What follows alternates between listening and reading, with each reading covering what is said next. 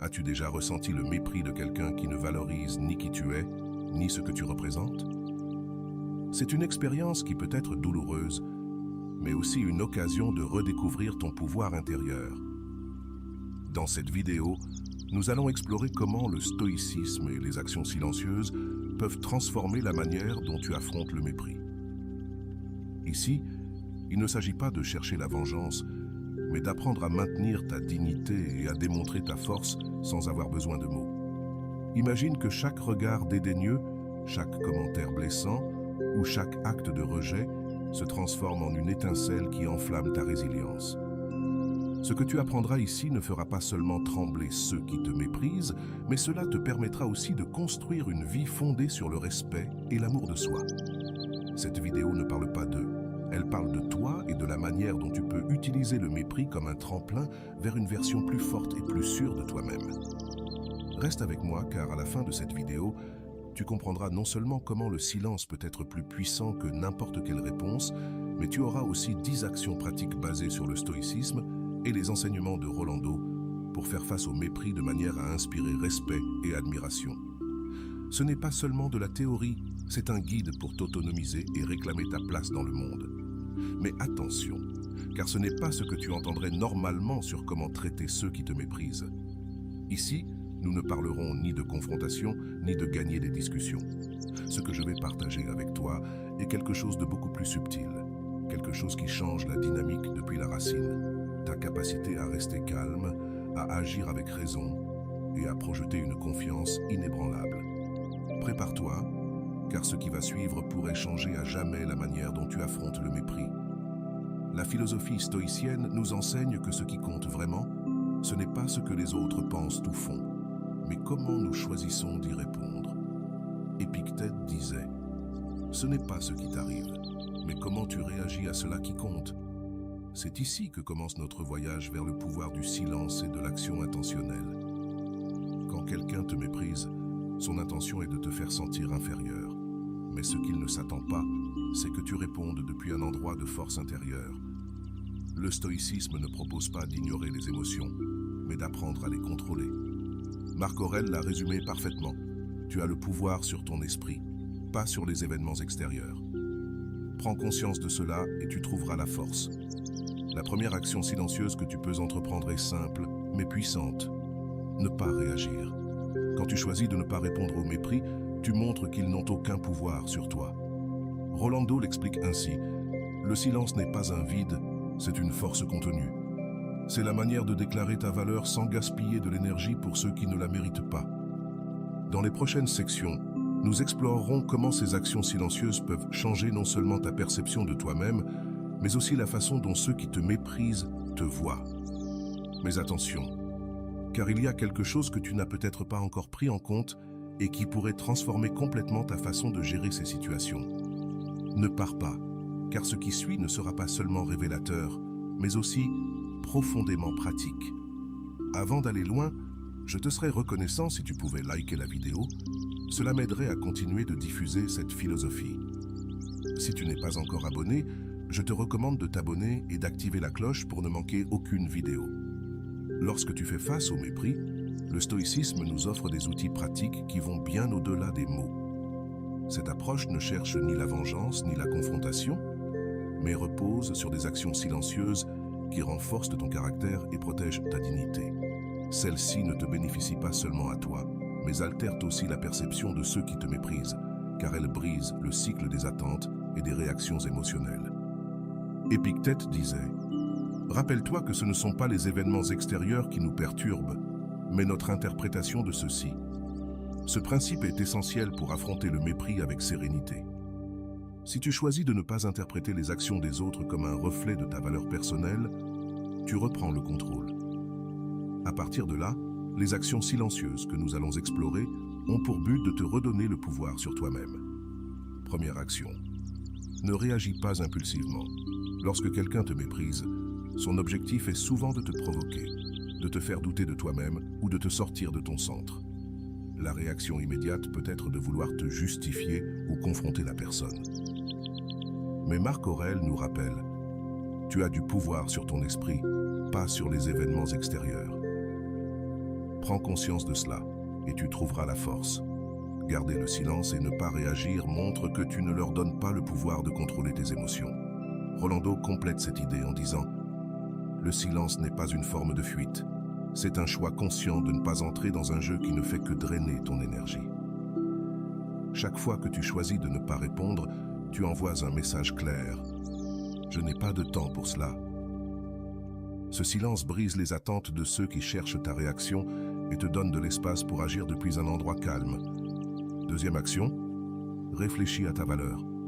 Le mépris active souvent nos insécurités les plus profondes, nous faisant douter de notre valeur. Cependant, Sénèque disait « Personne ne peut te faire sentir inférieur sans ton consentement ». Lorsque tu choisis de réfléchir au lieu de réagir, tu réaffirmes que ta valeur ne dépend pas de l'opinion des autres. Rolando l'exprime ainsi « Le mépris n'est pas un reflet de ta valeur, mais des limitations de celui qui le projette. » Lorsque tu comprends cela, tu te libères de la nécessité de prouver quoi que ce soit. Réfléchir à ta propre valeur est un acte de soin de soi et une déclaration silencieuse de dignité. Troisième action, établis des limites invisibles. Le stoïcisme nous enseigne l'importance d'établir des limites claires, pas seulement avec des mots, mais avec des actions.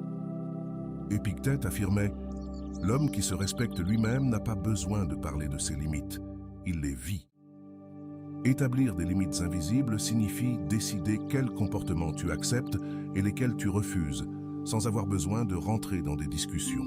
Rolando ajoute « Ta paix est ta priorité absolue.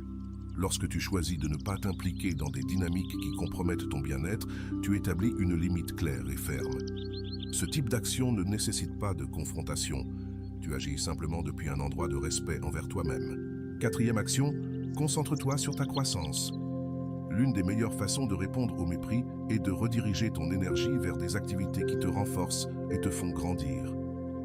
Marc Aurèle disait « Fais ce que tu dois faire, mais fais-le avec excellence. » Au lieu de perdre du temps et de l'énergie avec ceux qui te méprisent, concentre-toi sur la construction d'une vie qui reflète tes valeurs et tes aspirations. Rolando résume cela de manière percutante. La meilleure réponse à ceux qui te méprisent est de leur montrer que leur opinion n'a aucun impact sur ton progrès. Lorsque tu choisis de grandir plutôt que de t'enliser dans le mépris, tu envoies un message puissant, non seulement à eux, mais aussi à toi-même. Cinquième action. Utilise le mépris comme motivation silencieuse. Le mépris peut être une source de motivation, non pas pour prouver quoi que ce soit aux autres, mais pour te réaffirmer que tu es capable de surmonter tous les obstacles. Sénèque disait « L'âme se renforce dans l'adversité. Chaque fois que quelqu'un essaie de te rabaisser, tu as l'opportunité d'utiliser cette expérience comme un élan pour avancer. » Rolando l'exprime ainsi. Le mépris ne te définit pas. Ce que tu fais avec lui, oui. Utilise-le comme un rappel de combien tu peux aller loin, même lorsque les autres n'y croient pas. Cette action silencieuse transforme une expérience négative en un outil de croissance personnelle. Ces 5 premières actions ne t'apportent pas seulement une protection contre l'impact émotionnel du mépris. Elles modifient aussi la dynamique du pouvoir. En ne réagissant pas impulsivement, en réfléchissant à ta valeur, en établissant des limites invisibles, en te concentrant sur ta croissance et en utilisant le mépris comme motivation, tu montres que tu n'es pas seulement fort, mais aussi résilient. Dans la prochaine partie, nous explorerons 5 actions supplémentaires qui te permettront d'approfondir encore ces pratiques et de renforcer ta capacité à affronter n'importe quel mépris avec sérénité et dignité. Parce que ce qui vient ne te donnera pas seulement du pouvoir, mais te montrera aussi comment ces actions silencieuses peuvent transformer non seulement tes relations, mais ta vie entière. Dans cette section, nous continuerons d'explorer les actions silencieuses qui peuvent faire trembler ceux qui te méprisent. Mais plus important encore, renforcer ton caractère et ta dignité. Ces 5 dernières actions sont conçues pour transformer non seulement la manière dont tu gères le mépris, mais aussi la façon dont tu te perçois. Ce sont des outils pratiques inspirés de la philosophie stoïcienne et des principes de l'amour de soi que Rolando enseigne. 6e action. Sois comme une pierre grise. La technique de la pierre grise est une stratégie de détachement émotionnel.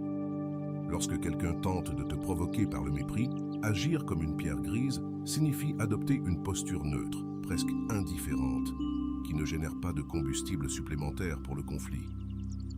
Épictète le disait ainsi, ne permets pas que les actions des autres te volent ta sérénité. Rolando complète cette idée. Être comme une pierre grise ne signifie pas ignorer tes émotions, mais les protéger de ceux qui ne savent pas les valoriser. Cette action montre que tes réactions ne sont pas nécessaires pour que les autres se valident. Tu choisis de préserver ton énergie et ta paix intérieure. 7e action. Construis une vie qui inspire le respect. Au lieu de te concentrer sur ceux qui te méprisent, concentre-toi sur la construction d'une vie qui reflète tes valeurs et tes objectifs. Marc Aurèle disait « Vis comme si le monde te regardait, mais pas pour l'impressionner, plutôt pour être en paix avec toi-même. » Ce principe t'invite à agir avec authenticité et but, sans te soucier des opinions des autres. Rolando affirme « Ta plus grande victoire n'est pas de prouver quoi que ce soit aux autres, mais de créer une vie qui parle d'elle-même. En construisant une vie riche en expériences et en réussite personnelle, tu montres que leur mépris ne définit pas ton chemin. 8e action, pratique l'autocompassion. Lorsque quelqu'un te méprise, il est facile de tomber dans l'auto-jugement. Regarde-toi avec des yeux compréhensifs, surtout dans les moments difficiles. Cette action silencieuse te permet de te reconnecter à toi-même et de guérir de l'intérieur. 9e action, apprends à lâcher prise. Le stoïcisme nous enseigne que s'accrocher à des émotions ou des pensées négatives nous fait plus de mal que l'événement lui-même. Épictète disait « Ce qui te perturbe, ce n'est pas les faits, mais comment tu t'y accroches. » Lâcher prise du mépris des autres ne signifie pas l'ignorer, mais se libérer de son impact. Rolando l'exprime ainsi « Lâcher prise n'est pas oublier ce qui s'est passé, mais décider que cela n'a plus de pouvoir sur toi. C'est un acte d'amour propre. Ce processus n'est pas immédiat, mais chaque fois que tu choisis de lâcher prise, tu te libères d'un fardeau inutile. 10e action, cultive le silence intérieur. L'action la plus puissante de toutes est d'apprendre à cultiver le silence intérieur, cet espace en toi où les opinions des autres n'ont pas leur place. Marc Aurèle le disait ainsi, « Cherche refuge dans ton esprit où tu trouveras calme et liberté. » Ce silence n'est pas seulement l'absence de bruit extérieur, mais une connexion profonde avec toi-même. Rolando explique, « Le silence intérieur est ta plus grande force. C'est là que tu trouves la clarté et que tu te rappelles qui tu es, indépendamment de ce que les autres pensent ou disent. » Pratiquer ce silence est un acte continu qui façonne la manière dont tu affrontes le monde.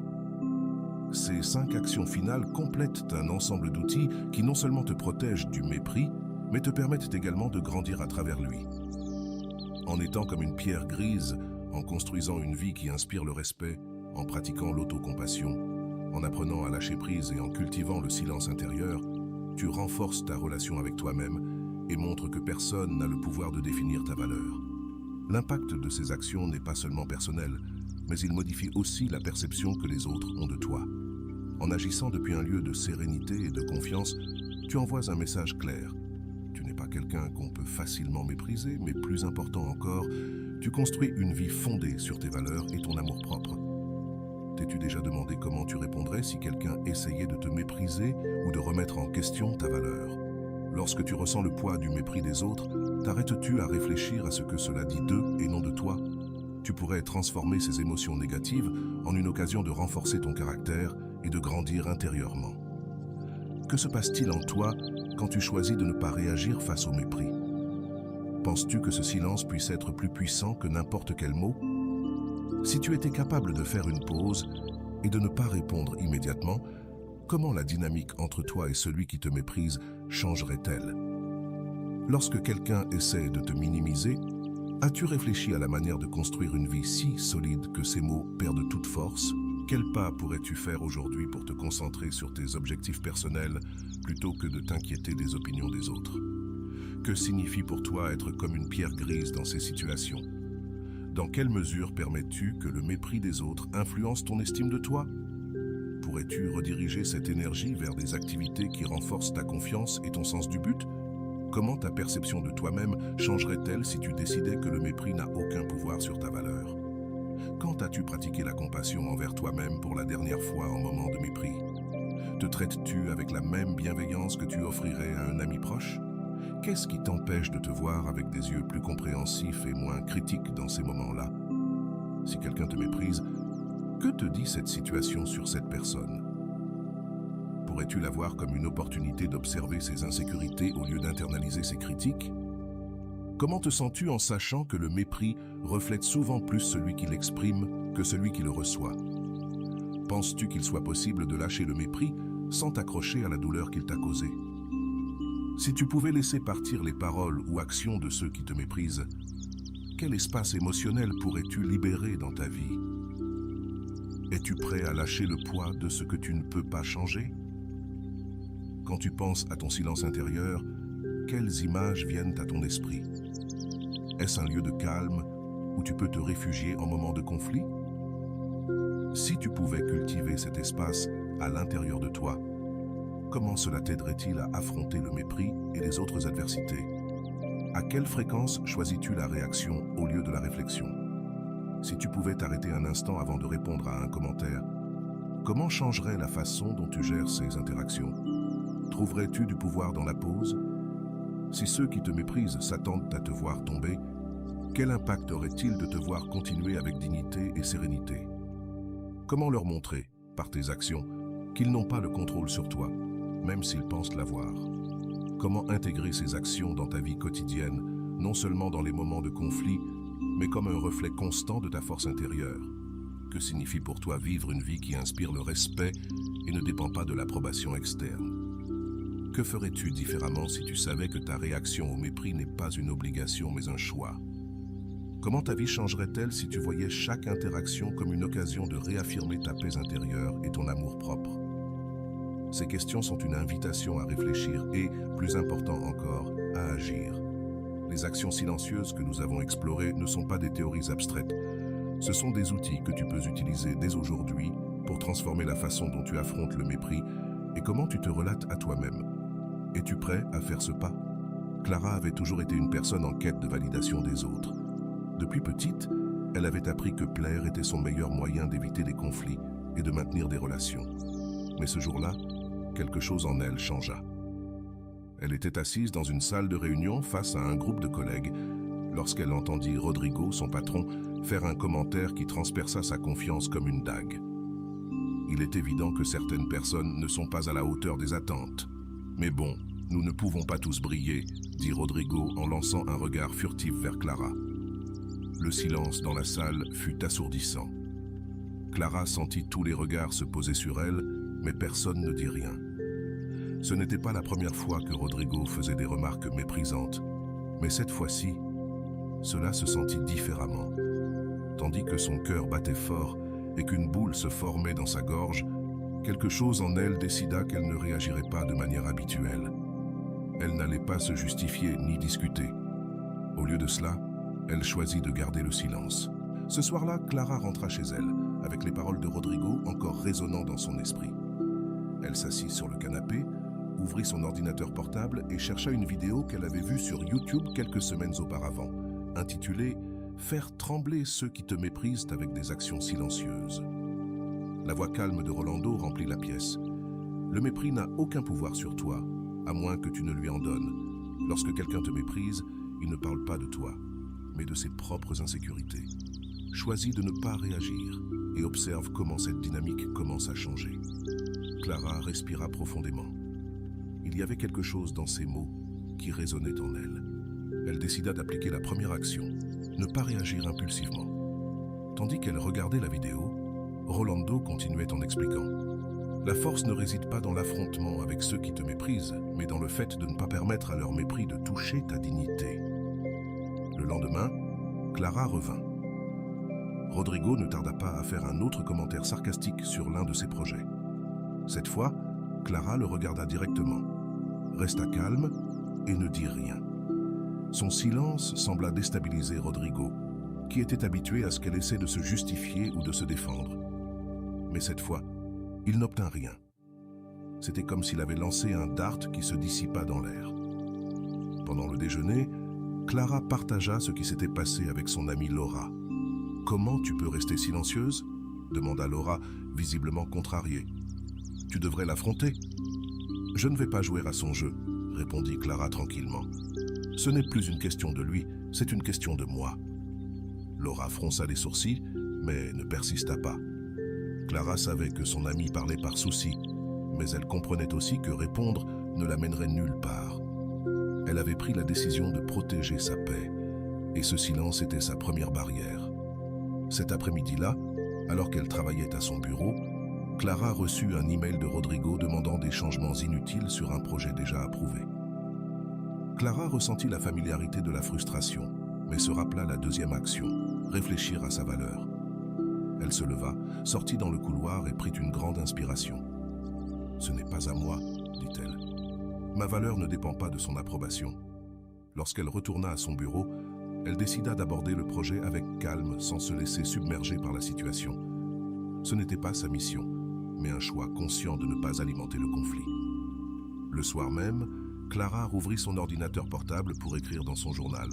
Elle nota « Aujourd'hui, j'ai choisi ma paix plutôt que mon orgueil. Je n'ai pas réagi, et bien que cela ait été difficile, je sens que j'ai gagné quelque chose de plus précieux, le contrôle sur moi-même. » En écrivant, elle se souvint d'une autre phrase de Rolando. « Ton silence n'est pas une défaite, c'est une déclaration que ta valeur n'est pas en jeu. » L'impact du silence de Clara ne passa pas inaperçu. Rodrigo commença à se montrer mal à l'aise dans ses interactions avec elle, ne recevant pas les réactions qu'il attendait. Ses tentatives de mépris semblaient perdre de leur force. Mais le plus important fut la manière dont Clara commença à se voir elle-même. Pour la première fois, elle sentait qu'elle récupérait le pouvoir qu'elle avait laissé entre les mains des autres pendant si longtemps. Cependant, ce n'était que le début de sa transformation. Dans la prochaine partie, nous verrons comment Clara approfondit les actions silencieuses, affrontant de nouveaux défis et découvrant la véritable force qui se trouvait en elle. Le lendemain matin, Clara se réveilla en se sentant différente. Il y avait quelque chose à l'intérieur d'elle qui n'était pas là auparavant, une calme qui l'enveloppait comme un bouclier invisible. En se préparant pour aller au travail, elle se rappela une des phrases de Rolando qu'elle avait notées dans son journal. « Ta dignité n'a pas besoin de mots pour se manifester. Elle se reflète dans tes actions et dans la manière dont tu choisis de faire face au monde. » Ce jour-là, Rodrigo revient à ses habituels commentaires méprisants. Lors d'une réunion, tandis qu'ils examinèrent les progrès du projet, il lança une moquerie sur un graphique que Clara avait préparé. « C'est ça le meilleur que tu puisses faire. Peut-être devrions-nous demander à quelqu'un d'autre de le revoir. » Clara le regarda tranquillement, prit une grande inspiration et d'une voix ferme mais calme répondit « Le graphique répond aux objectifs que nous avons fixés. Si tu as une suggestion spécifique, je peux la prendre en compte. » Rodrigo sembla surpris par sa réponse. Ce n'était pas la réaction qu'il attendait. Il n'y avait ni justification ni confrontation, juste une assurance tranquille qui désarma son intention de dénigrer. Les autres dans la salle semblèrent remarquer le changement chez Clara, et certains acquiesçaient discrètement en signe de soutien. Cet après-midi-là, Clara déjeuna avec Laura, qui était visiblement impressionnée. « Qu'est-ce qui t'est arrivé ?» demanda Laura. « Tu n'avais jamais géré Rodrigo de cette manière. J'ai décidé que je ne vais plus laisser ses commentaires définir comment je me sens avec moi-même, » répondit Clara en souriant et en prenant une gorgée de son café. « Je pratique ce que j'ai appris de Rolando. C'est un processus, mais je me sens plus forte. » Laura la regarda avec admiration. « Je veux apprendre ça aussi. Tu m'inspires, Clara. » Au cours des semaines suivantes, Clara commença à appliquer davantage des actions silencieuses qu'elle avait apprises. Elle se rappela de la troisième action, établir des limites invisibles. Un jour, Rodrigo lui assigna une tâche qui ne faisait pas partie de ses responsabilités, quelque chose qu'elle aurait accepté sans questionner auparavant. Cette fois, Clara décida qu'elle ne le ferait pas. Elle s'approcha de Rodrigo et, d'une voix sereine, dit « Je comprends que cette tâche soit importante, mais elle ne fait pas partie de mes responsabilités. Je suggère qu'elle soit assignée à une autre personne. » Quelqu'un de plus adapté à cela, Rodrigo la regarda clairement contrarié, mais il ne put argumenter contre elle. Clara avait parlé depuis un endroit de sécurité, sans avoir besoin de justifier sa position. Sa réponse n'était pas seulement ferme, mais aussi respectueuse, ce qui rendait difficile toute représaille. Cette nuit-là, en écrivant dans son journal, Clara réfléchit au pouvoir des limites. Aujourd'hui, j'ai appris que dire non est une façon de protéger mon temps et mon énergie. Je n'ai pas besoin de justifier mes limites. Je dois simplement les respecter. Elle sentait qu'au fur et à mesure, elle reprenait le contrôle de sa vie. L'impact de sa transformation ne se reflétait pas seulement dans sa relation avec Rodrigo, mais aussi dans la façon dont elle se percevait elle-même. Elle décida de s'inscrire à un cours de design graphique avancé, quelque chose qu'elle avait reporté pendant des années. Elle savait que sa croissance professionnelle était une manière de réaffirmer sa valeur, non pour les autres, mais pour elle-même. Lors d'une conversation avec Laura, elle partagea sa décision. « Je veux continuer à grandir, pas pour prouver quoi que ce soit à Rodrigo ou à qui que ce soit, mais parce que je veux être fière de ce que je fais. C'est la Clara que j'ai toujours voulu être. » Laura sourit. « Je suis tellement fière de toi. » En avançant dans son processus, Clara se rappela de la 4e action, utiliser le mépris comme motivation silencieuse. Au lieu de laisser les commentaires de Rodrigo la freiner, elle les utilisa comme un rappel que sa valeur ne dépendait pas de lui. Chaque jour où elle choisissait d'avancer malgré ses commentaires, elle sentait qu'elle gagnait. Un après-midi, tandis qu'elle revoyait quelques rapports, Rodrigo s'approcha d'elle avec une attitude étonnamment conciliatrice. « Clara, je voulais te dire que ton travail sur le dernier projet était excellent. Beau travail. » Clara le regarda, surprise par ces mots. Elle savait que ce n'étaient pas des excuses, mais elle ne s'attendait pas non plus à recevoir un compliment de sa part. « Merci, Rodrigo. J'apprécie que tu le reconnaisses. » Sa réponse fut simple, sans émotion excessive ni sarcasme. Cette nuit-là, en écrivant dans son journal, Clara réfléchit à ce qui s'était passé. « Je ne sais pas si Rodrigo a vraiment changé, mais cela n'a plus d'importance. Ce qui est important, c'est que moi, j'ai changé. Je n'ai plus besoin de son approbation et cela, c'est libérateur. » La transformation de Clara ne résidait pas seulement dans sa relation avec Rodrigo, mais aussi dans la manière dont elle faisait face aux défis quotidiens. Elle apprenait à lâcher prise, à ne pas s'attacher aux commentaires négatifs et à concentrer son énergie sur ce qui comptait vraiment, sa croissance et sa paix intérieure. Dans la prochaine partie, nous verrons comment Clara porte ses enseignements à un nouveau niveau, affrontant des défis encore plus grands et découvrant le véritable pouvoir des actions silencieuses. Un mois après que Clara ait commencé à appliquer les actions silencieuses apprises, les changements dans sa vie étaient évidents. Elle n'avait pas seulement transformé sa relation avec Rodrigo, mais elle avait aussi renforcé sa confiance en elle et redéfini ses priorités. Cependant, un nouveau défi allait mettre à l'épreuve tout ce qu'elle avait appris. Un matin, alors que Clara consultait quelques mails, elle en reçut un de la part des ressources humaines, convocation à une réunion d'évaluation. C'était quelque chose de courant dans son entreprise, mais le nom de Rodrigo, en tant que membre du panel d'évaluateurs, la préoccupa. Elle savait qu'il avait une influence considérable sur ses décisions, et la possibilité qu'il utilise son pouvoir contre elle la rendit nerveuse. Clara ferma le mail et respira profondément. Elle se souvint de la 5e action silencieuse, cultiver le silence intérieur. Elle se dit à elle-même, « Je ne peux pas contrôler ce qu'il fait ou dit, mais je peux contrôler comment je choisis d'affronter cette situation. » Cet après-midi-là, elle décida de préparer ses notes et ses réalisations calmement, en se concentrant sur ce qui était sous son contrôle. Le jour de la réunion, Clara entra dans la salle avec une attitude calme et confiante. Rodrigo était là, avec 2 autres évaluateurs. Ils commencèrent à examiner ses performances, et pendant qu'ils parlaient, Rodrigo fit un commentaire subtilement dépréciatif. Il semble que Clara ait eu quelques hauts et quelques bas, mais je suppose que nous apprenons tous, n'est-ce pas? Clara ressentit un pincement de contrariété, mais au lieu de réagir, elle choisit de répondre avec sérénité. Il est vrai que nous sommes tous en apprentissage, et dans mon cas, j'ai utilisé ces moments comme des opportunités pour m'améliorer. Voici quelques exemples concrets de la façon dont j'ai surmonté ces défis. En exposant ses réalisations, Clara remarqua que les autres évaluateurs semblaient impressionnés par sa préparation et son professionnalisme. Même Rodrigo resta silencieux. Sans trouver d'espace pour l'interrompre, à la fin de la réunion, l'un des évaluateurs commenta « Clara, tu montres une croissance notable. Continue comme ça. » Lorsqu'elle sortit de la salle, Clara ressentit un mélange de soulagement et de fierté. Elle avait affronté le défi avec dignité et avait gardé le contrôle de ses émotions. Ce soir-là, elle écrivit dans son journal « Aujourd'hui, j'ai appris que la meilleure manière d'affronter le mépris est de laisser mes actions parler pour moi. Le silence n'est pas de la passivité, c'est du pouvoir. » Quelques jours plus tard, Laura l'invita à prendre un café pour célébrer la fin de l'évaluation. « Comment tu t'es sentie ?» demanda Laura en prenant une gorgée de son latte. « Honnêtement, nerveuse au début, mais à la fin, j'ai senti que j'étais prête. Rodrigo a essayé de me faire vaciller, mais il n'a pas pu. Je crois qu'il comprend enfin qu'il n'a plus de pouvoir sur moi. »« C'est incroyable, » répondit Laura. « Vraiment, tu es un exemple. » Laura sourit avec admiration. « Tu sais, je crois que j'ai aussi besoin d'appliquer ces actions dans ma vie. » Clara rit doucement. « C'est un processus, mais ça en vaut la peine.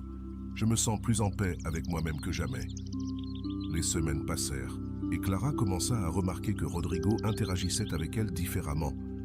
Il ne faisait plus de remarques méprisantes, ni ne tentait de la rabaisser en public.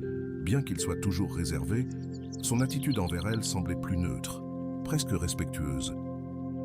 Clara savait que ce n'était pas parce qu'il avait changé, mais parce que son comportement ne suscitait plus les réactions qu'il attendait. Un après-midi, alors que Clara rangeait quelques papiers sur son bureau, Rodrigo s'approcha. « Clara, je voulais te remercier pour ton travail sur le dernier projet. Tu as très bien travaillé. » Clara leva les yeux, surprise. « Merci, Rodrigo, j'apprécie beaucoup. » Ce fut une interaction brève, mais significative. Clara comprit qu'elle n'avait pas besoin de sa validation, mais que cette reconnaissance était un signe que sa transformation avait eu un impact, même sur lui. Ce soir-là, alors que Clara réfléchissait à tout ce qui s'était passé ces derniers mois, elle ressentit une profonde gratitude envers elle-même d'avoir choisi le chemin du silence et de la force. Elle se souvint des paroles de Rolando. « Le mépris ne peut pas te toucher lorsque tu décides que ta paix intérieure est plus importante que toute opinion extérieure. » Clara avait appris à être la protagoniste de sa propre histoire et non la victime des actions des autres. Elle avait utilisé le mépris comme un outil pour grandir et redécouvrir sa valeur. Maintenant, elle savait que, peu importe combien de Rodrigos apparaîtraient dans sa vie, elle aurait toujours le pouvoir de choisir comment les affronter. Dans les semaines suivantes, Clara partagea ce qu'elle avait appris avec d'autres collègues qui avaient aussi été victimes du comportement de Rodrigo. Sans chercher la vengeance ni encourager le conflit, elle leur montra simplement comment les actions silencieuses pouvaient être une réponse plus puissante que n'importe quelle confrontation.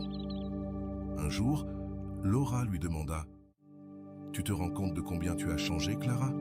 Avant, tu aurais évité toute situation avec Rodrigo, mais maintenant tu inspires les autres. » Clara sourit et répondit « Ce qui compte, ce n'est pas comment les autres te traitent, mais comment tu choisis de te traiter toi-même. Et j'ai choisi que je mérite la paix et le respect. » L'histoire de Clara ne se termina pas par une fin spectaculaire, ni un changement radical chez Rodrigo. Elle se termina par quelque chose de bien plus important. Une transformation intérieure qui la préparait à tout défi futur. À chaque interaction, Clara portait avec elle les leçons apprises, montrant que la véritable force ne réside pas dans ce que tu dis, mais dans la manière dont tu choisis de vivre. L'histoire de Clara incarne de manière vivante les principes du stoïcisme appliqués à la vie quotidienne, montrant comment la philosophie ancienne peut offrir des outils pratiques pour affronter les défis modernes. Dès qu'elle expérimente le mépris de Rodrigo, sa transformation commence par un changement de perspective profondément enraciné dans l'idée stoïcienne de contrôler ce qui est en nous et de lâcher prise sur ce qui est hors de notre contrôle. Épictète, l'un des principaux représentants du stoïcisme, enseignait que ce ne sont pas les choses en elles-mêmes qui nous perturbent, mais nos opinions à leur sujet. Clara internalise ce principe en décidant que les commentaires de Rodrigo n'ont pas le pouvoir de la définir.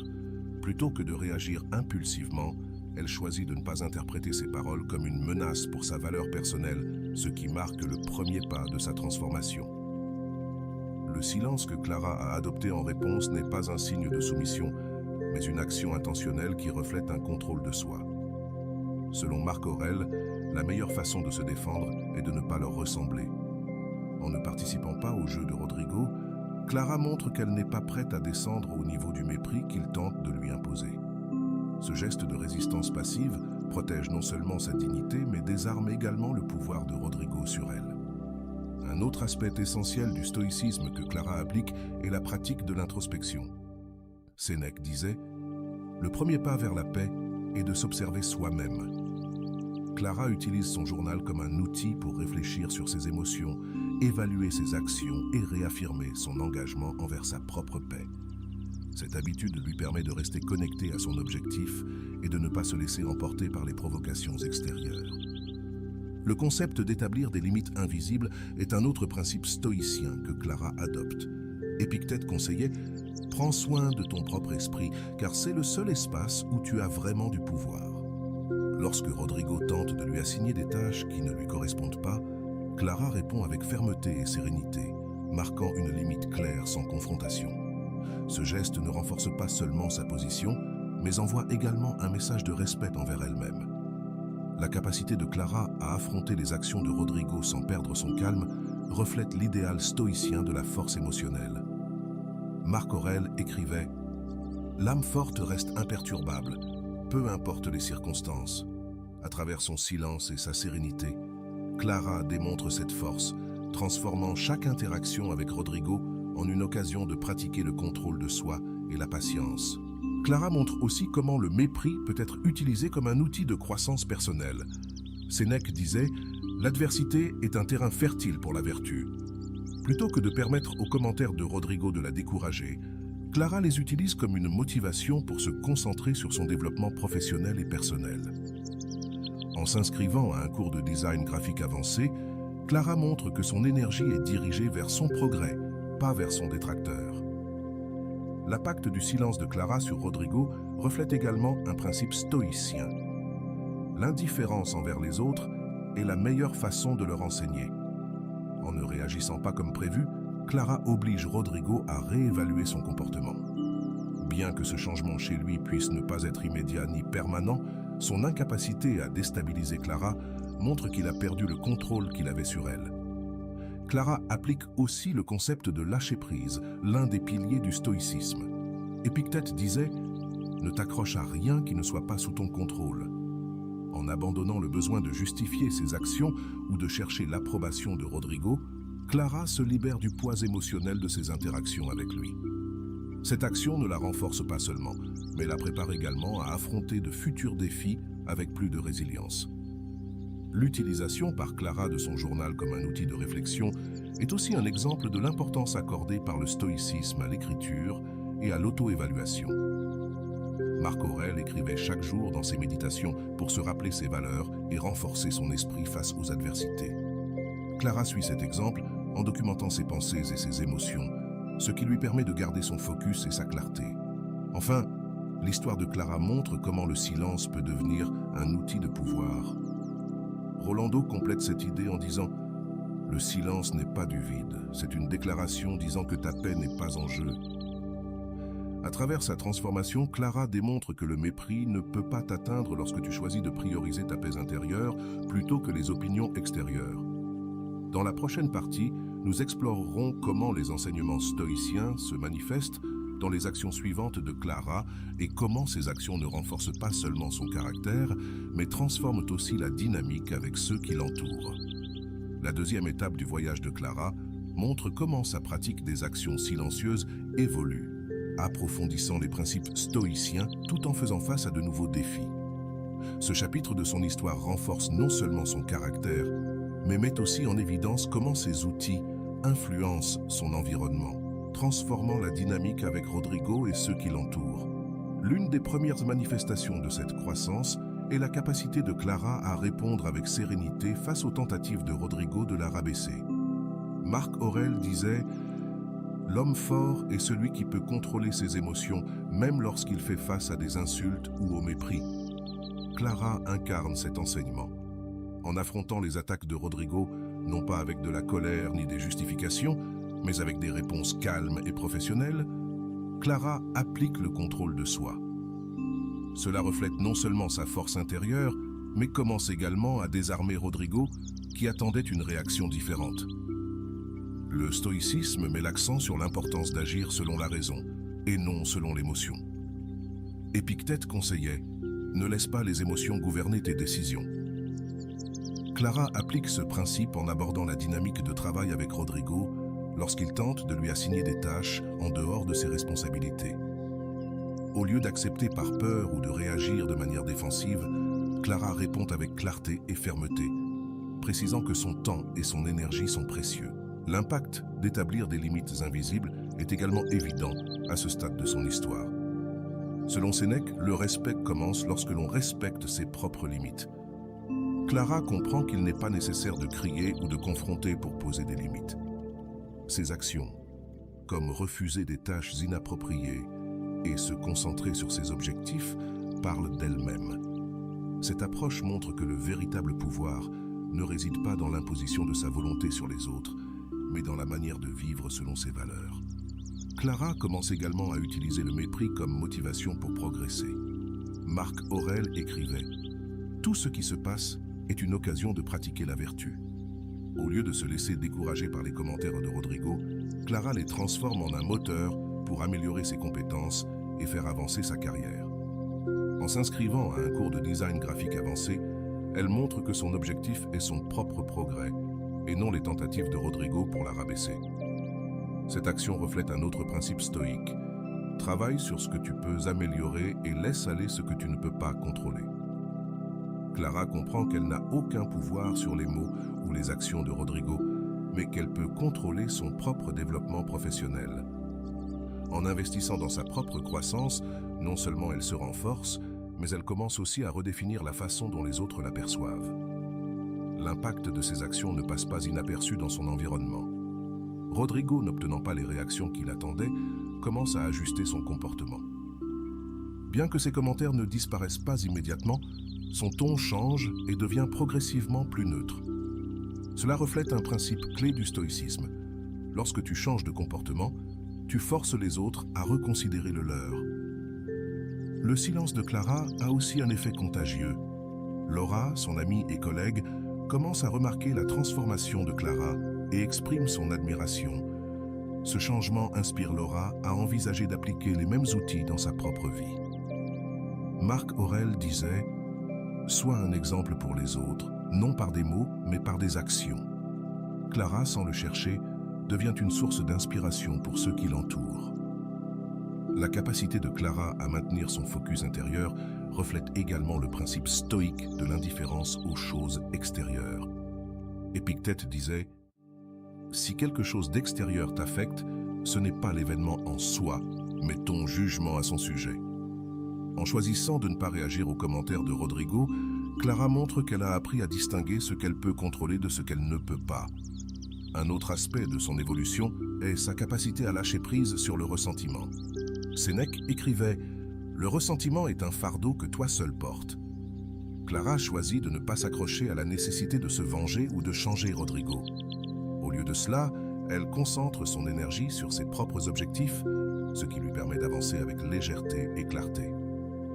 La reconnaissance qu'elle reçoit finalement de Rodrigo, bien qu'inattendue, ne change pas la perception qu'elle a d'elle-même. Cela montre son engagement envers le principe stoïque de ne pas dépendre de l'approbation extérieure.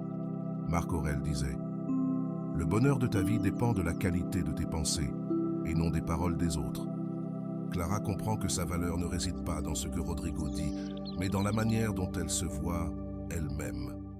À la fin de cette étape, Clara est passée d'une personne cherchant la validation extérieure à quelqu'un qui se valide elle-même à travers ses actions et ses décisions.